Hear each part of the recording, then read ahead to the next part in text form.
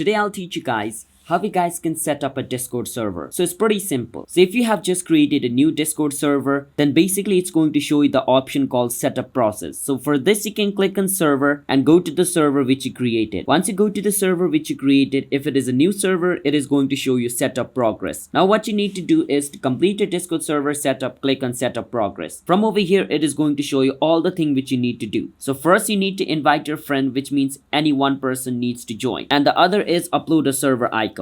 Click on upload a server icon. Once you click on upload a server icon, your gallery will open up. Choose a photo from your gallery. And once you choose the picture, click on choose at the bottom right and your icon will be selected. Once your icon is selected, click on setup progress again and click on send your first message. Now type anything. So this is going to be my first message. So I'm going to say, hey. So I have done the second step as well. Now for the last step, what I need to do is click on it, click on invite your friends. And I need to invite all my friends I have, and if they join, the process will be complete. That's how you guys can set up a Discord server. Hit the subscribe to our channel, How to Guide. I'll see you guys next time.